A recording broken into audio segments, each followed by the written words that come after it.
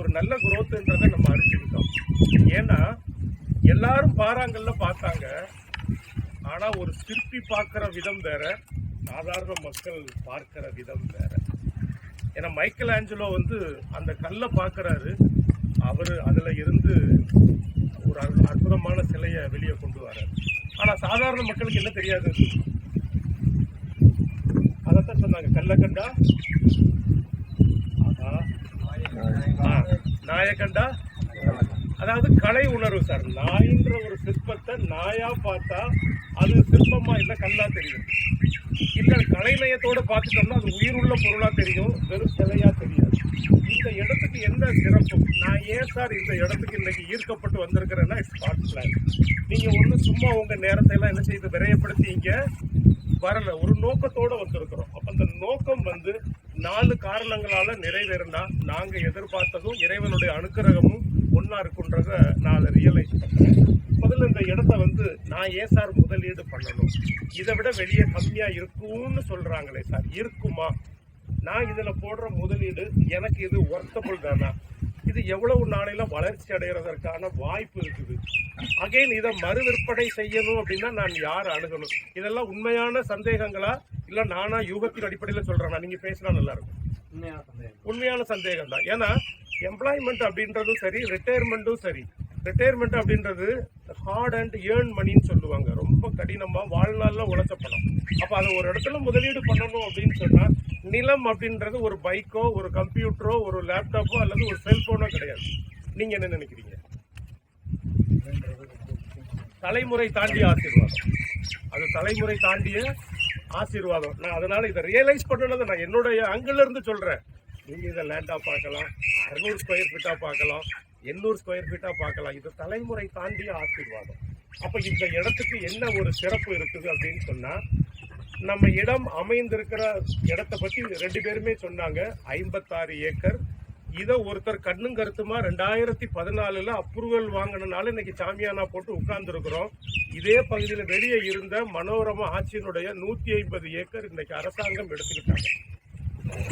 மனோரமா ஆட்சிக்கு இருந்துச்சு. இதே ரெட்டி சார் என்ன சொன்னாங்கன்னா, அம்மா இதுக்கு ஒரு அப்ரூவல் போட்டு வைங்கன்னு சொன்னாங்க. அந்த அம்மா என்ன சொன்னாங்கன்னா, நான் 12 மணிக்கு கூட கலைஞர் கருணாநிதி சார்கிட்ட பேச முடியும், ஜெயலலிதா அம்மா என்னோட கோ ஆர்டிஸ்டா இருந்தாங்க, அவங்க கிட்ட பேச முடியும்னு சொன்னாங்க. ஆனா அவங்க இறந்த ஒரு 7-8 நாளையில ஒரு பையனுக்கு செக்க கையில கொடுத்துட்டு இடத்த கவர்மெண்ட் ஆக்குபை பண்ணிட்டாங்க.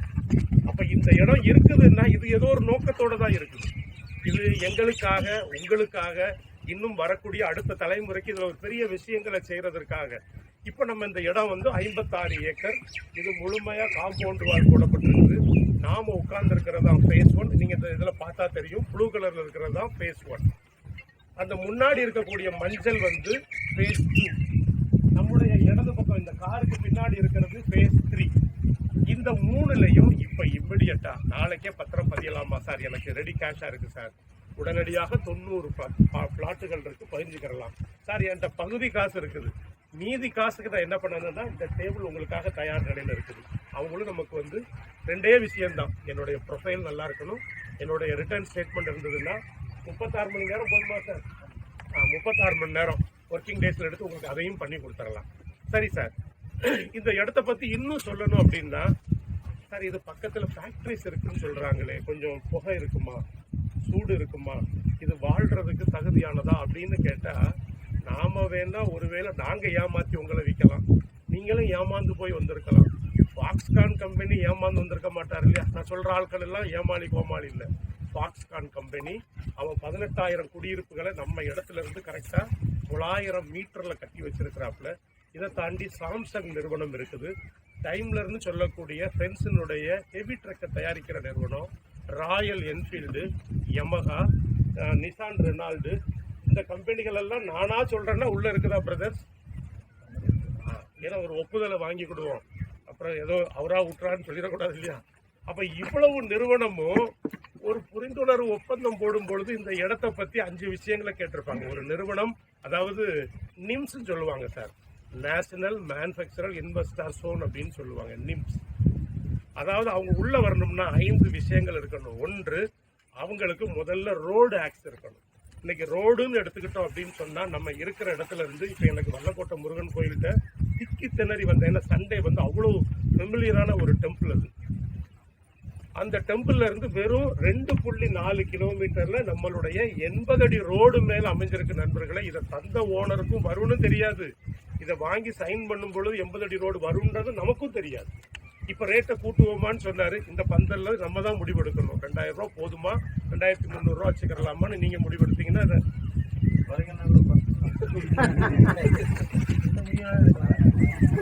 இல்ல அது அப்படியே தொடரட்டும்னா தொடருவோம். அப்ப அவருக்கும் தெரியாது, நமக்கும் தெரியாது. நம்ம போன இடம் நமக்கு கிடைச்ச வரப்பிரசாதம் பாருங்க, 80 அடி ரோடு நமக்கு கிடைச்சிருச்சு.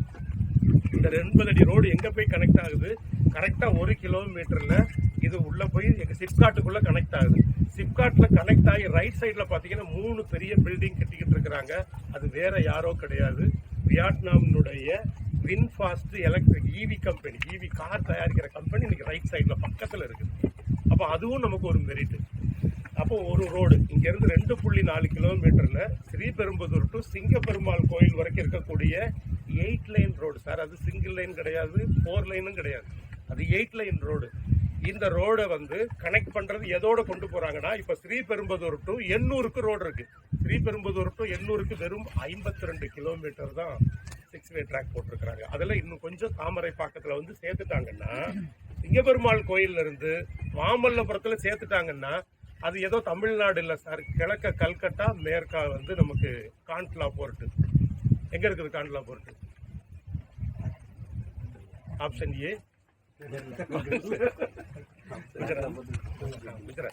அதுதான் நம்மளுடைய இந்தியாவினுடைய வரைபடத்துல கடைசி கடல் துறைமுகம். இந்த பக்கம் நமக்கு கல்கட்டா.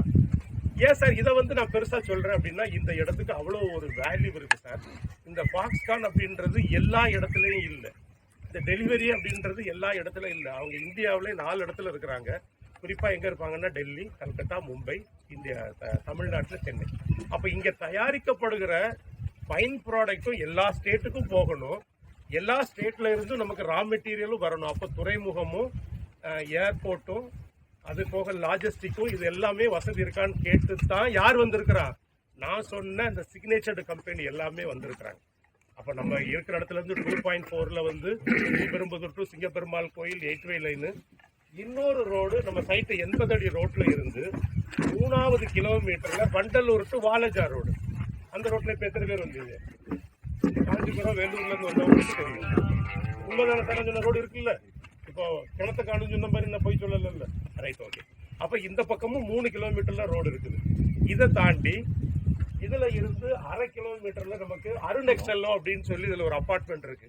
அது வழியே நேரா போனோம்னா உரகடம் ஸ்பெஷல் எக்கனாமிக் ஜோன் வழியா எங்க போயிருவோம்? வல்லக்கோட்டை முருகன் கோயிலை தாண்டியும் அடுத்த ரோடு வந்துடும். ஸோ இந்த இடத்துல இருந்து வெளியே போறதுக்கு 5 ரோடு இருக்குது. 5வது ரோடு தான் எச்சூர் வழியா சுங்குவார் சத்திரத்துல போய் ஸ்ரீபெரும்புதூர் டு பெங்களூர் போய் சேரக்கூடிய 8-வே ட்ராக். அப்போ நிறுவனங்கள் யோசித்ததை விட நம்ம கண்டிப்பா கூடுதலா யோசித்திருக்க மாட்டோம். ஆனா நாங்க 10 முறை யோசித்து தான் இந்த இடத்த நம்ம எடுத்திருக்கிறோம். இவ்வளவு ரோடு ஆக்ஸ் இருக்குது. சரி சார், இப்போ இவர் கேட்காரு, ஜெயக்குமார் கேட்காரு, ஓகே சார் நான் ஏர்போர்ட்டுக்கு போறதுக்கு ரொம்ப டயர்டாயிரும், ரொம்ப தூரம் சார், கவலைப்படாதீங்க, 2026 டு 27க்குள்ள பரந்தூர் விமான நிலையம் என்ன வந்துடும், தயாராகிரும். அந்த கிராம மக்கள் இன்னும் கொஞ்சம் ப்ரொட்டஸ்ட் பண்ணிக்கிட்டு இருக்கிறதுனால இடத்த எடுத்து சரி பண்ண முடியல. பட் அதுவும் 2026, 27க்கு மேலே ஏர்போர்ட் ரெடி ஆயிடும். அடுத்தது உங்களுக்கு இப்போ எங்க நிக்குது அப்படின்னு சொன்னா, நம்மளுடைய மெட்ரோ ட்ரெயின் எங்க வரைக்கும் வரப்போகுதுன்னு, ஏர்போர்ட் வந்துருச்சுன்னு சொன்னா பரந்தூர் வரைக்கும் வந்துடும். பரந்தூர் வரும் பொழுது உரகடமும் கனெக்ட் ஆயிரும். இப்போ இந்த பக்கம் யாராவது பூந்தமல்லி போனீங்களா சார்? பூந்தமல்லி பக்கம் யாராவது போனீங்களா? அங்கேயும் மெட்ரோ கண்டினியூ ஆயிட்டுன்னு சொல்ல வர. அப்ப ஸ்ரீபெரும்புதூருக்கு அதுக்கு ரொம்ப தூரம் இல்லை. அப்ப எல்லாமே நமக்கு சுத்தி ரோடு நல்லா இருக்குது, தடையில்லா மின்சாரம் நல்லா இருக்குது, வாகன வசதிகள் நல்லா இருக்குது. இதை தாண்டி எஜுகேஷனை பொறுத்த வரைக்கும் நமக்கு வந்து வண்டலூர் வாலஜா ரோடு மேல பிஎஸ்பி மெடிக்கல் காலேஜ் இருக்குது. நீங்க தயவுசெய்து, நேற்றெல்லாம் நாங்க 2-3 பாதைக்கு கூப்பிட்டு போனாங்க. ஒரு கஸ்டமரை வந்திருக்கிறாங்களா? நேற்று அவர் ஃபிக்ஸ் பண்ணிட்டாரு சார், எனக்கு தெரியுது, பிடிச்சிருக்கு, யாராவது வழி இல்லாமல் தெரியல. அப்போ நமக்கு வந்து அவருக்கு 2-3 வழியை நாங்கள் காமிச்சு கொடுத்தோம். ரைட் சைடில் மெடிக்கல் காலேஜ் இருக்குது, லெஃப்ட் சைடில் ஸ்ரீபெரும்புதூர் டு பூந்தமல்லி ரோட்டில் சவிதா தானே, சவிதா மெடிக்கல் காலேஜ் ஈரோடுக்காரங்களோட இருக்குது. நம்ம பக்கத்தில் படப்பையில் 2 இன்ஜினியரிங் காலேஜ் இருக்குது, ராசி, இன்னொன்று என்னது ரெண்டாவது பேர் எனக்கு ஞாபகத்தில் இருக்கு, நான் திருப்பி சொல்லிடுறேன். ராசி மெடிக்கல், ஒன்று லெஃப்ட் ஒன்று ரைட்டு, 2 மெடிக்கல் காலேஜ். நம்ம வல்லம் வடகாலுக்கு எய்த்தாப்புல என்ன இருக்குது, மான்ஃபோர்டு இது higher secondary school, CBSE higher secondary school இருக்கு. ஸோ எஜுகேஷனை பொறுத்த வரைக்கும் ஓகே சார். இன்னொருத்தர் இவர் கோவப்படுறாரு சார், வந்து ரிட்டன் ஃபாரின் ரிட்டன் அப்படிதானே சார். சார் நான் வந்து ஜெயச்சந்திரனில் தான் ட்ரெஸ் எடுப்பேன், நான் வந்து சரவணாஸில் தான் எடுப்பேன், போத்தீஸில் தான் எடுப்பேன். இங்கேருந்து எவ்வளோ நேரம் சார் ஆகும்? ஜஸ்ட் ஒரு 20 கிலோமீட்டர் நம்மளுடைய குரோம்பேட்டையில் எல்லாமே இருக்குது. இன்னைக்கு குரோம்பேட்டையில் இருக்கிறது நாளைக்கு படப்பைக்கோ உரகடத்துக்கோ வர்றதுக்கு எவ்வளோ நேரம் ஆகும்? அதை வரப்போது வந்துருச்சு. இவ்வளவு வசதிகளை வச்சு இந்த இடம் இப்போ உங்க பார்வைக்கு விட்டுற சார். சார் சொன்ன மாதிரி 2000 பெருசா ஒன்றும் நம்மளுடைய ஈசிஆர் ரோடு பெரிய ஃபெமிலியர் கிடையாது. மாமல்லபுரம் ரோடு சிங்கிள் ரோடு, வெறும் சவுக்க மரங்கள் இருக்கும், கடற்கரை மணல் இருக்கும், ரொம்பவே பயமா இருக்கும். பிஜிபி தான் எண்டு, அதை தாண்டி பெருசா ஒன்றும் நம்ம போக மாட்டோம். இன்னைக்கு எங்கேயாவது அங்கே இடம் இருக்கா சார்? ஏன்னா சில சமயங்கள் அபிப்பிராயம் என்ன சொல்லுவாங்கன்னா, 2000 பால் வந்து 4 ரூபா, வாட்டர் பாட்டில் 6 ரூபா. அப்போ எல்லாரும் என்ன சொன்னாங்கன்னா, எந்த பைத்தியமாவது வாட்டர் பாட்டில் வாங்குவாங்களா 6 ரூபாய்க்கு? 4 ரூபாய்க்கு லிட்டர் பால். இன்னைக்கு எந்த பைத்தியம் தண்ணி இல்லாமல் அழுகுது? அப்போ காலங்கள் வந்து அபிப்பிராயத்துக்கு அப்பாற்பட்டது. எல்லா பைத்தியத்துக்கும் இல்லை, நம்ம இந்த இடத்தின் மேல் உள்ள பைத்தியம்னு சொல்லுவாங்க. அப்போ இந்த இடம்ன்றது இன்னைக்கு தலைமுறை தாண்டின ஆசீர்வாதம். இன்னைக்கு இருக்கக்கூடிய வாய்ப்பை நம்ம குழந்தைங்களுக்கு பயன்படுத்துவோம். நாளைக்கு அவர் என்ஜினியரிங்கோ அல்லது ஒரு ஏரோஸ்பேஸ்னா என்னன்னு தெரியும் இல்லையா? விமானங்களுக்கான உதிரி பாகங்களை தயாரிக்கக்கூடிய இடம் இங்கே 2 இருக்குது. ஏரோஸ்பேஸ்ல 2 இருக்குது. இண்டோ ஏரோஸ்பேஸ்ன்னு தனியாக ஒன்று இருக்கிறாங்க. இதை தாண்டி சார் சொன்னாங்க 2000 வந்து அங்கே சென்ட் எவ்வளவு இருந்ததோ அல்லது ஸ்கொயர் ஃபீட் எவ்வளவு இருந்ததோ இன்னைக்கு 5 மடங்கு 10 மடங்கு வளர்ந்ததுக்கு காரணம் ஐடி ஃபீல்டு. சார் சொல்லிட்டாங்க. அப்போ டைடல் பார்க்குன்னு ஒன்று இருந்ததுனால அவ்வளோ வேக வளர்ச்சி அடைஞ்சிச்சு. இப்போ 3வது டைடல் பார்க் எங்கே வந்திருக்குது? தயவு செய்து நீங்கள் பார்த்துட்டு போங்க. 13 மாடி கட்டடம், 8 மாடி முடிஞ்சு ரெடியாக நிற்குது. அப்போ அந்த டைடல் பார்க் வந்துருச்சுன்னா இனி வளர்ந்த சென்னைக்கு, வளர்ந்து முடிச்ச சென்னைக்கு வளர்றதுக்குன்னு கொஞ்சோண்டு இடம் இருக்குதுன்னா அது வெஸ்ட் சென்னை, மேற்கு சென்னை, அது ஒரு இடம் மட்டும்தான் நண்பர்களே. ஏன் அப்படின்னா இதுக்கு இங்கிட்டு தான் இடமே இருக்குது, இதுக்கு இங்கிட்டும் இடம் இல்லை. இன்னும் காஞ்சிபுரத்தை தொடுறதுக்கு வெறும் ஒரு 28-30 கிலோமீட்டர் வருமாச்சேங்க, அவ்வளோதான். இன்னும் அதை தொட்டுட்டோம்னா அதுவும் வேலை முடிஞ்சு போகும். இப்போ இந்தியாவினுடைய 3வது நகரமா சென்னை வந்தாச்சு. 4வது இடத்துல இருந்து பெங்களூரை ஓவர்டேக் பண்ணி நம்ம 3வது இடத்துக்கு வந்திருக்கிறோம். ஏன்னு கேட்டால் நம்ம தமிழ்நாட்டில் இருக்கக்கூடிய 38 மாவட்டங்களினுடைய மக்கள் தொகை 8 கோடி பேர். ஆனால் சென்னைன்றது எத்தனை மாவட்டம் சார்? சென்னைக்காரங்க சொல்லுங்களேன், நான் சென்னைக்காரன் இல்லை,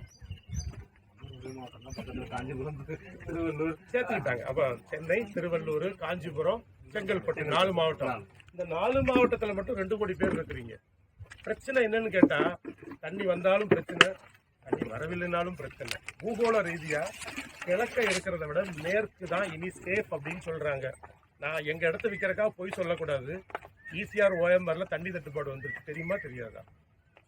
ஏன்னா அவ்வளவு பேர் ஒரே இடத்துல நீங்க நிக்கிறீங்க. தண்ணி தட்டுப்பாடு அங்க வந்தாச்சு. நிறைய காசு கொடுத்து தண்ணி வாங்க வேண்டியிருக்கு. இன்னைக்கு அப்படி திரும்பி பார்த்தீங்கன்னா 30 அடியில தண்ணி இருக்குது, 60 அடியில போட்டிருக்கிறோம். நமக்கு வெளியே ஒரு ஏரி இருக்குது, இது அக்கி நட்சத்திரம் முடிஞ்சிருக்குது, ஆனாலும் அவ்வளோ தண்ணி இருக்குது. அப்போ வாட்டர் ரிசோர்ஸ் நல்லா இருக்குது, காற்று நல்லா இருக்குது, போக்குவரத்து வழியிடங்கள் நல்லா இருக்குது, கல்வி நிலையங்கள் நல்லா இருக்குது. சரி சார், இதில் எதுவும் உள்குத்து இருக்குமா, சட்ட சிக்கல் வருமானா? பேங்குக்காரர் வந்து தூங்கி முடிச்சு வந்துடல. அவர் பல ஆய்வு செஞ்சு நம்மளுடைய லீகல் டாக்குமெண்ட்லாம் பார்த்து ஏற்கனவே 310 பிளாட்டுகளை விற்று தான் மீதி 390 பிளாட்டுகளை விற்கிறதுக்கு வந்திருக்கிறோம். அப்போ அதுவும் உங்களுக்கு கிளியரன்ஸ் ஓகே. ஸோ நீங்கள் கேட்கக்கூடிய வாய்ப்புகளுக்கு நல்ல நிலையோடு இருக்குது. இன்னும் தகவல் வேணும்னாலும் நாங்கள் சொல்கிறோம். உங்களை அழைச்சிட்டு வந்தவங்களோட நீங்கள் பேசுங்க. இல்லை கேள்விகள் இருந்தால் கேளுங்க, நாங்கள் பதிலும் சொல்கிறோம். இந்த வாய்ப்புக்கு நன்றி சொல்லி விடைபெறுகிறேன். நன்றி.